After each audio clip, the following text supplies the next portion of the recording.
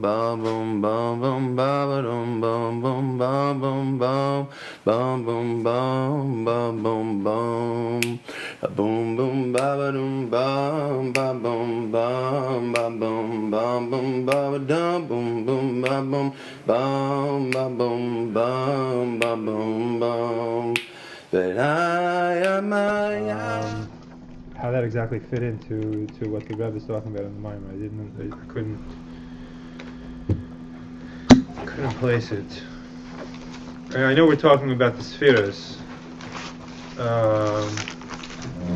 or Shlut Me'atzimtzum.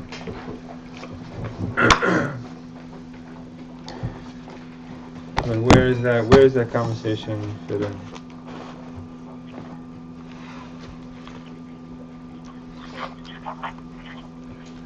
The point of that is, What is the question? you'll see in a minute. The point of that is, when we give a moshel for etzem, that's etzem Hashemesh, etzem HaNefesh, Yeah. and then we say etzem Hashem. These are not true atzmiyim. They're atzmiyim because that's how the Eibishter made them. The Eibishter gave him that quality. But Atzmus, I say the Atzmus, the real inyan of Atzmus, does not have a definition. What is its etzem about? You say the Shan is a Atzmi. It's not an Atzmi, it's not self-made.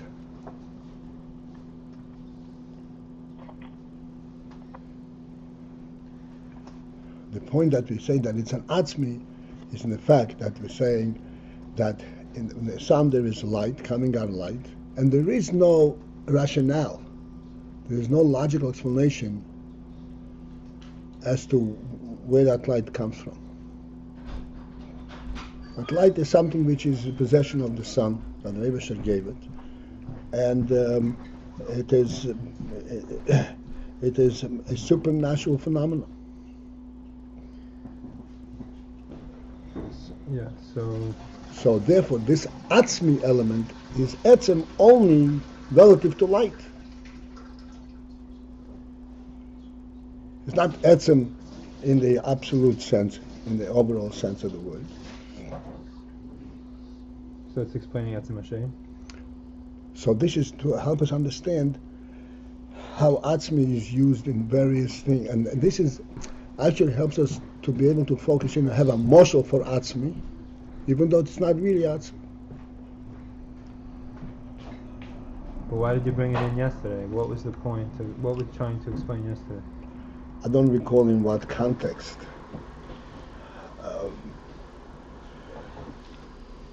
Exactly, this came in, but this is the point of it. Because we're saying Etzem Hashem. There's Etzem Hashem, and there is the so that in Shem also there is an in Atzmi, but Shem is not an Atzmi. In Oy there is in Atzmi, because Atzmus expresses itself in it.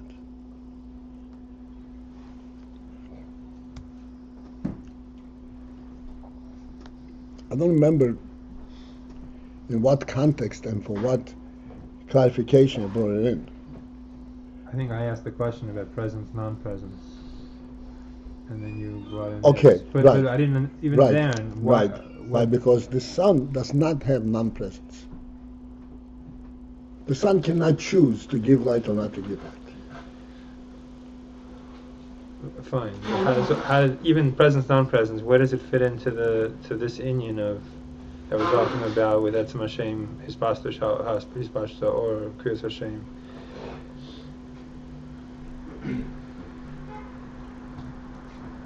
I'm just trying to figure out. Yesterday the Maimer is talking about these inyanim. Presence and non-presence. Yeah. Is to define what qualifies as being world.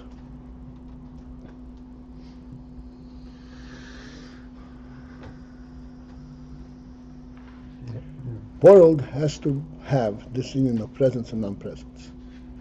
Something that only has presence and no non-presence is not worldly, is godly.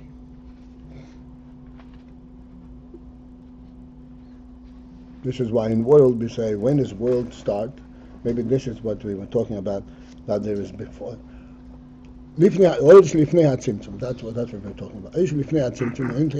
What's the difference? There is no non-presence in the Or Shlifnei HaTzimtzum. Right. It doesn't have that sense. Because Or Shlifnei HaTzimtzum is present, is there because there's Atzmus. The Achar HaTzimtzum, there was already a vacancy, so to speak, a mokim ponui. Right. And the oil was nimshach. Once it's nimshach, even though it's the same oil, there is nevertheless this element in this that it came in. It's filling space. It's filling a void. Filling a void. It's not the void element. It is the fact that when something is nimshach, a hamshacha has to have a particular ID. What is nimshach? A non-entity cannot be nimshach. It has to have an ID. And this is the pshat that there was the oil. This is why the oil Lifnei HaTzimtzum has no shayches leilamos. The Achar HaTzimtzum becomes shayches leilamos. What changed? The Achar HaTzimtzum says nimshach choser v'heir, the same oil. So how has that become shayach leilamos? Because it acquires this element of hamshach.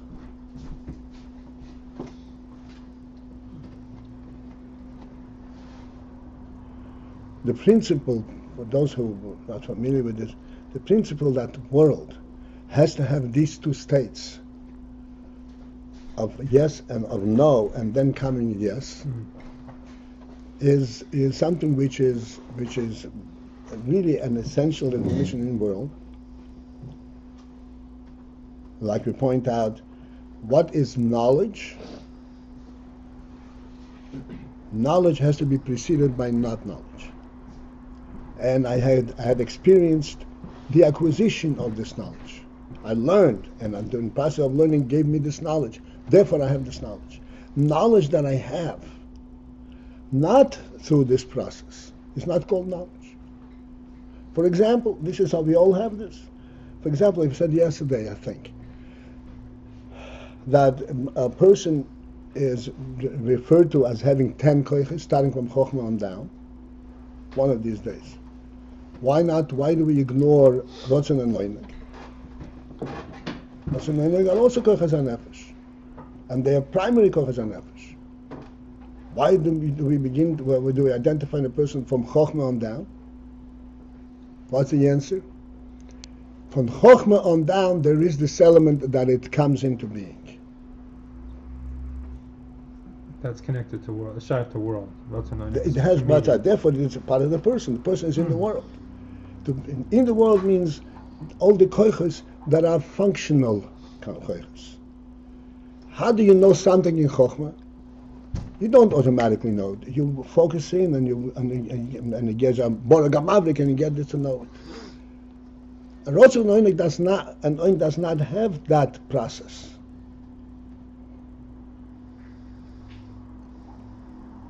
Therefore, it's not part of the person in terms of being in the world. It's a very important part of the person, but it's not part of the human being of this creature called human being. This is nefesh itself.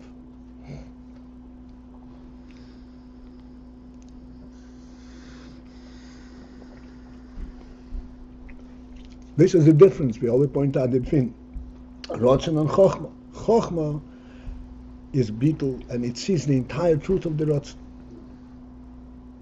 This is in fact the union from the Chochmah that Chochmah hu levadu hu ve'in zolosik. That's a zeh madrigas Chochmah. It knows the absolute truth. So what's the difference between that and the nefesh? There's a difference. The nefesh, this is the etzem inyan. In Chochmah, this is something which is an acquired knowledge. I see it, like we said, sight is also the same thing. It's not an inherent knowledge, it is I see it. Even though when I see it, I see the actual truth. But still there's the experience, I could see it and not see it. So this whole conversation can help us understand the difference between Hisgalus Tikkunim versus the Eser Tikkunim, the way that they are called in the Matil. Or Shlifnei Tzimtzum or Shlach.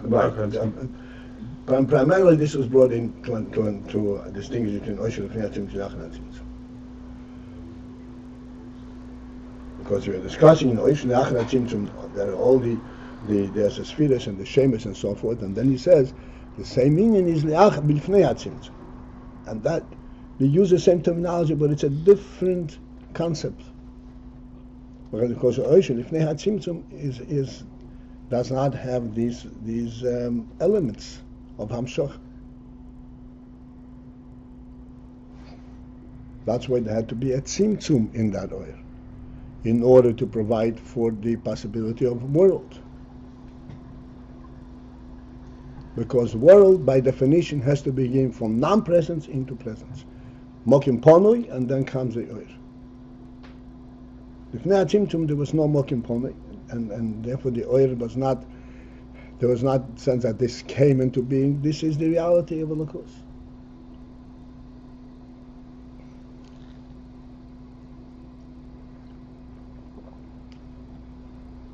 So the difficulty is in Osh Lifnei Tzimtzum identifying the shame element. That's right. Etzem and Ispashtus. This is the whole point. Lifnei Tzimtzum, there is also these two aspects. There's the Etzem Oir and there is Ispashtus Oir. Even though that the Ispashtus Oir is an inherent reality, it's not Ispashtus that, like we point out, then from Oir, originally said, Oir is Oir Ein Sof. And we asked the question, how can you have Oir Ein Sof? If Oir means that it spreads from a source and it continues on to further itself, to expand. You cannot expand indefinitely. Bli gvul. Wherever you are, there's a gvul. How far you can still go further.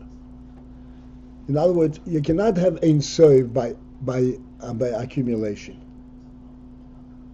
Ein Sof is a principal reality itself. So how can you have Oir Ein Sof?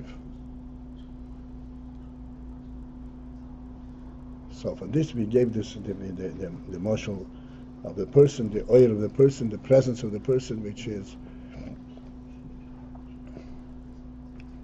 like we said, if a person expands his home, does he have to then bring himself into that expanded home? Expand himself? Do we know what I'm talking about? He's there automatically, because this is the Oir that is one with him. He is present and the Oir is present, and he's present. He is present and his presence is present, so to speak. It's his home. Oir Ein Sof is a pshat. A person is a finite entity, and therefore his home cannot be larger than that which he can conceptualize. Like if his home were, if he would be given the Empire State Building as his dwelling, he could not possibly occupy it even conceptually. He doesn't have that kind of presence that his oil should spread into the Empire State Building. It's beyond his conceptualization, behind his mitzias. Oil Ein Sof because Atmos is Ein Sof, and it has absolutely everything, and therefore the oil is also Ein Sof. By virtue of the presence of the Atmos, not because the oil expanded.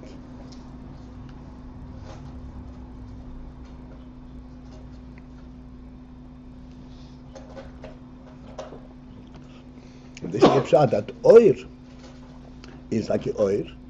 It's not etzem, but in a certain sense it's synonymous with etzem. In other words, oil is present because the etzem is present.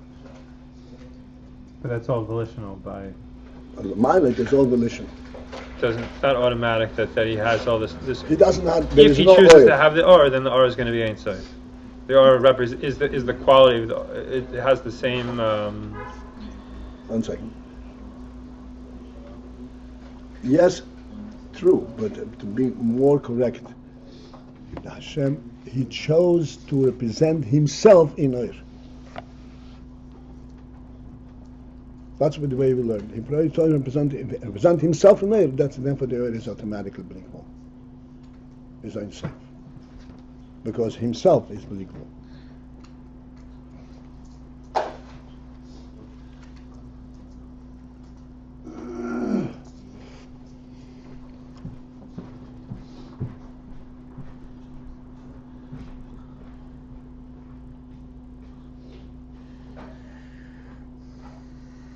All right.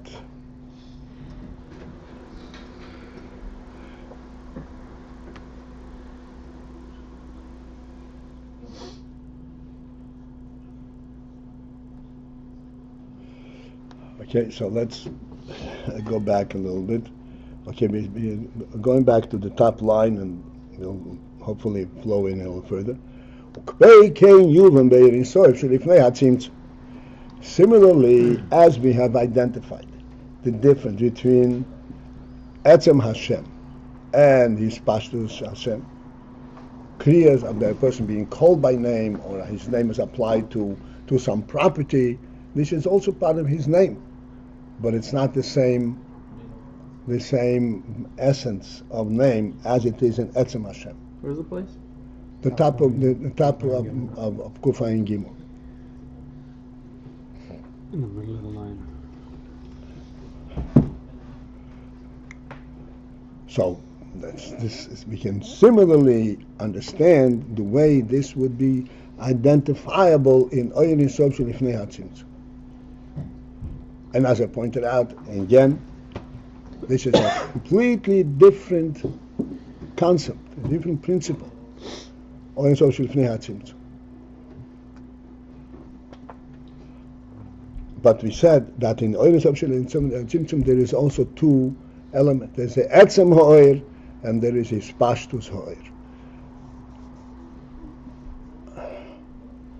What gives it his Pashtus Ha'oir? Why do we say that in that oil there is Etzem Ha'oir and his Pashtus Ha'oir?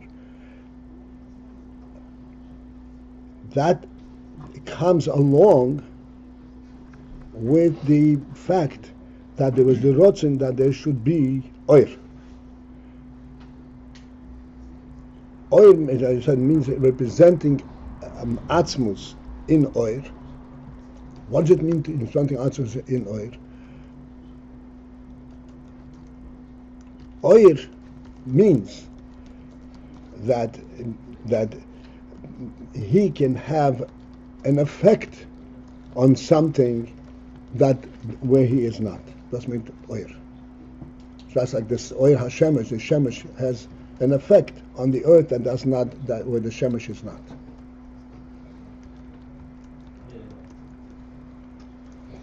And what kind of effect does he have? By his own presence. What he is, that's what he gives. That's what the oil is.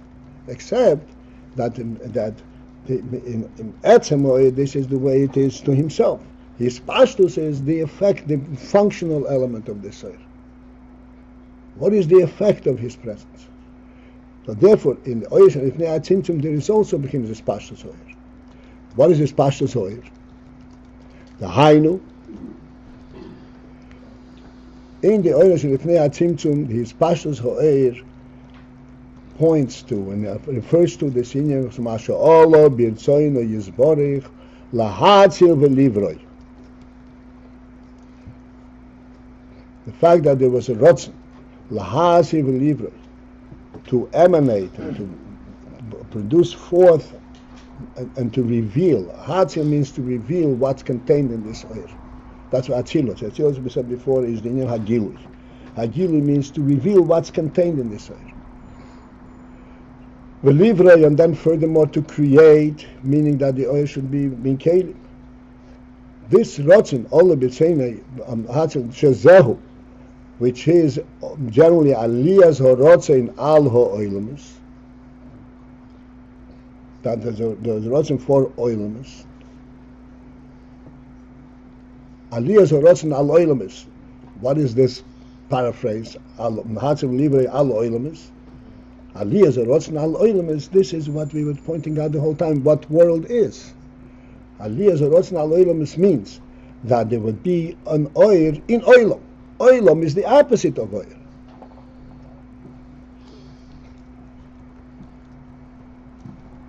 Oilam is where there is nothing, no elikus. Now with aliyas horotzen al oilemus, that there should be a hamshocha of elikus in oilam. So aliyas horotzen al oilemus hareze bedugmas bechinas kriyas Hashem.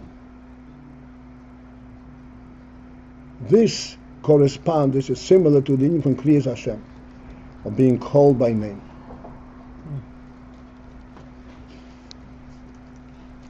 Because oilemus, as I'm repeating what I just now said, there's an emphasis in this. What is the paraphrase? Because oilam means that it's not elikus, that this is not a real presence. Everything in oilam has to have the state where it wasn't and now it's nimshach.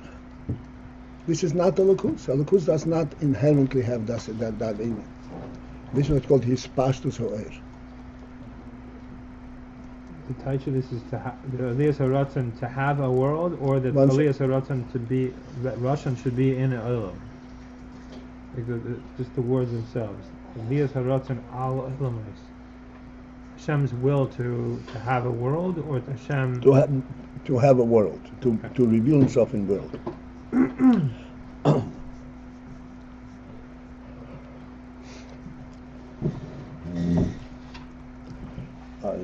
This question, okay. Sometimes I sense that there's something that I'm not pointing out.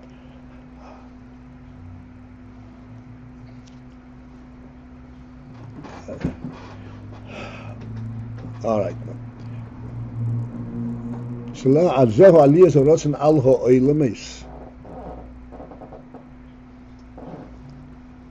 This is the principle of his pashtus. Oilam is, as we said, the definition of oilam is that there is a vacuum, there's a vacancy, and the oil comes into it. No matter how great the oil is, like everything that we learn is a question and answer. The answer may be such an answer that the limit is the question to begin with. But the only way for us to grasp it is by the process of a question. This is oil. This is wrong. This answer that makes the question disappear. This is You even wrong. have an answer that can make the question completely disappear. But how do we get to that answer? Through the question. You must have a question. That question. Wait, let's not distract. This is the process of learning, right? From question and answer.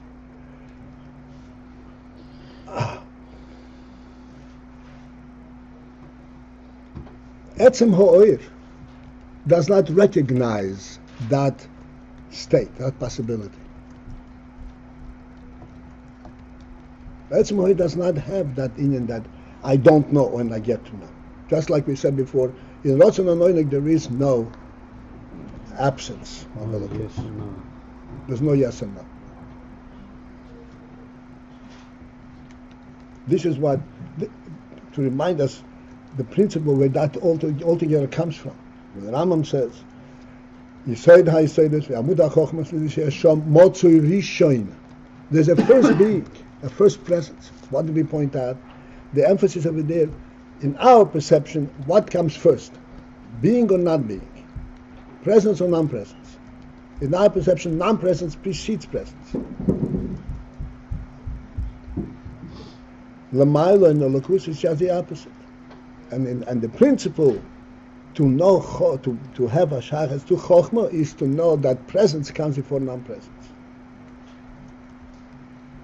There's a motzu rishin. The rishin is motzu, not motzu.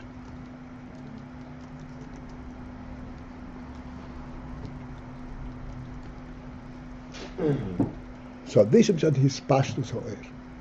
Pashtus ha'oir allows to bring this motzu into a place that's not motzu, into oilam, into oilam state. This is what his pashtus. That's why it's not the etzem.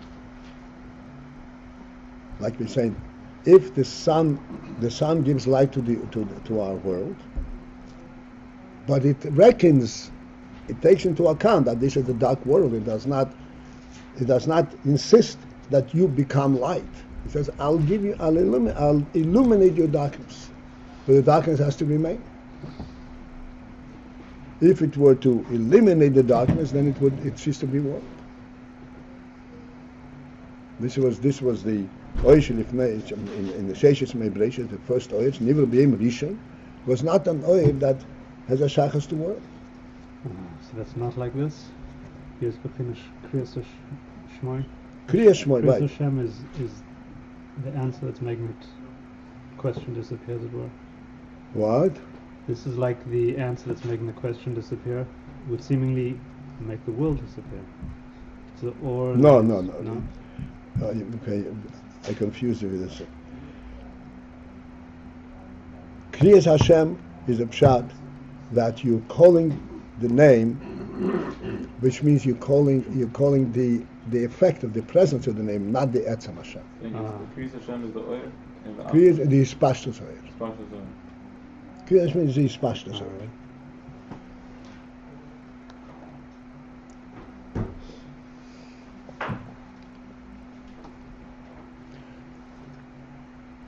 Gives us somewhat to grab onto, like a handle.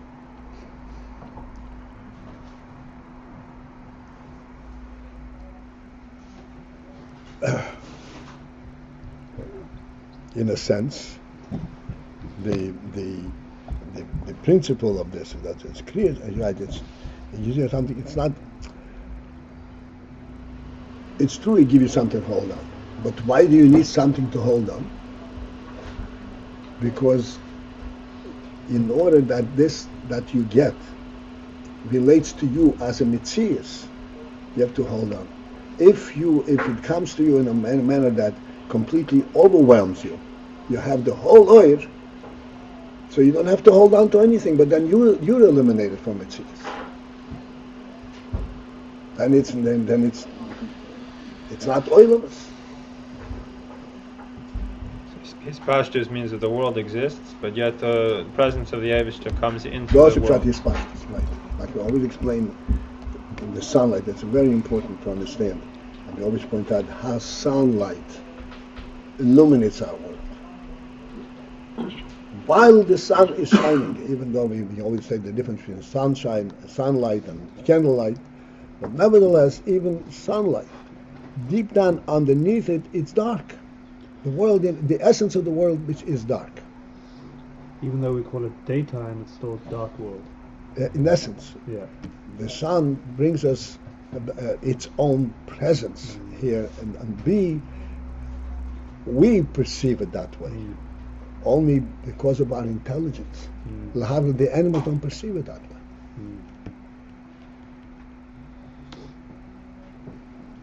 The animals do not see the entire horizon, the entire infinity of the world by when sunlight. They see their prey. That's all they see. It's like candlelight. Because we have this intelligence, because we have chokhmah, we have this element of beetle, so we are able to see. As a matter of fact, as I point out all the time, the way the scientists translate sight, they eliminate this whole thing altogether because they don't have this concept of chokhmah. They can't relate to it at all. Neshama and nefesh, chokhmah, and therefore they say sight. Human sight is the same as camera sight. There's no sight per se. The object deflects the light and it hits your eye, and that's how you see. You translate what you see. It's not sight in the real sense of the word. We defy that, and we say no, there is, because we actually experience a completely different element inside. That's because of our chokhmah.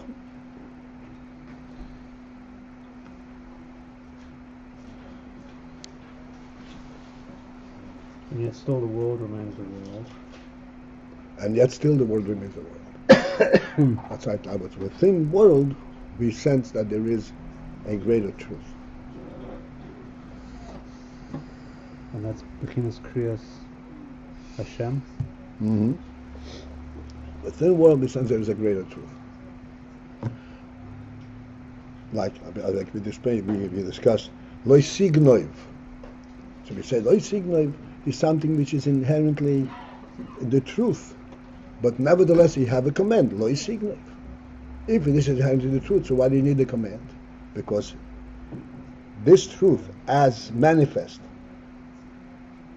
as contained in the world, has both of these states: possibility of gneva and don't steal.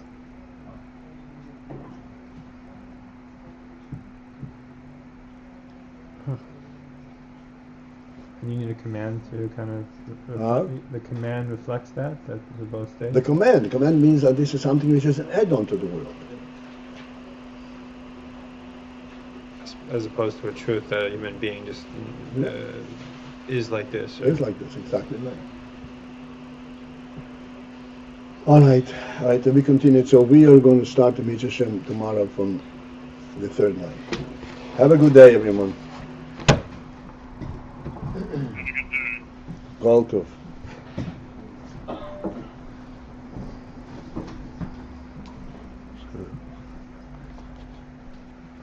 Questions show that something's missing? No. Questions do not show that something is missing. Questions are entirely valid because every time we start, we have to go back to the beginning. And there is no... Because we are in the world. And if we look at the world, we come from a worldly perception. This is completely out of whack.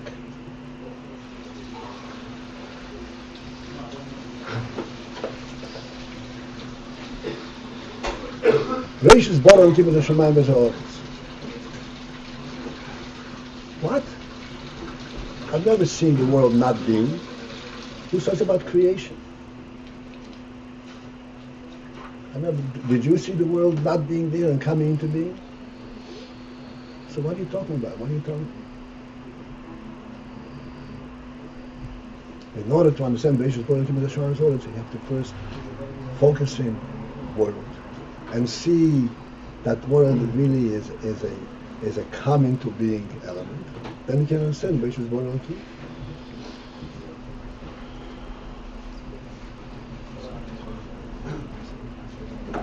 How do you see that the world is a come into being element? I mean, just from looking at it, focusing in on the world, without being told that that's the case. No. Come into, you see it with, I said this, you see it with your core. But you know that whatever you know is a non-being to being? That's the kind of thing? No. Everything, from our perception, we thought, okay.